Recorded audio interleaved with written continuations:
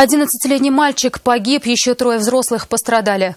Трехкомнатная квартира горела этой ночью на улице Космонавтов. Пожарных вызвали соседи.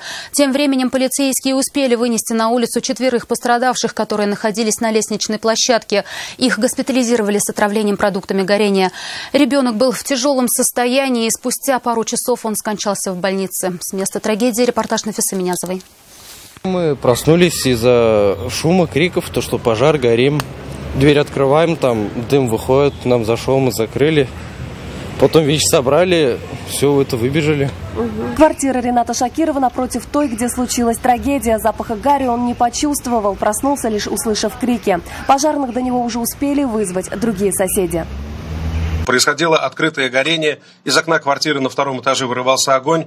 Образовалось сильное задымление на 2-м и выше расположенных этажах. Первыми на место прибыли полицейские. Они обнаружили пострадавших. Дверь в квартиру была открыта. Сотрудники полиции обнаружили пожилую женщину здесь, на лестничной площадке. Ее сразу госпитализировали, но только одним пострадавшим не обошлось. Поднявшись выше, они обнаружили еще одну женщину и того самого мальчика. 11-летнего ребенка и его родителей также госпитализировали с отравлением продуктами горения. Медикам не удалось спасти жизнь школьника. Он скончался в больнице. Одна из жительниц подъезда считает, что могла предотвратить трагедию, но не подумала о соседях. В 11 часов вечера у меня мальчики, мои внучки, говорят: слушай, бабушка, у нас запах в квартире.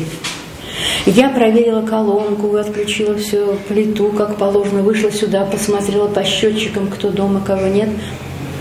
Проветрила квартиру. И вы знаете, нет, чтобы мне позвонить в эти квартиры.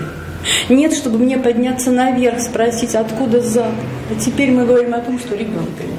Он жил вот над ней на 5-м этаже. На 5-м? Да, представляете, и самое интересное, отец был в квартире, а мать с сынишкой вышли в подъезд. Женщина рассказала, что пожилая хозяйка горевшей квартиры замерзла, включила электрообогреватель и легла спать. По предварительным данным пожарных дознавателей, возгорание произошло именно из-за этого.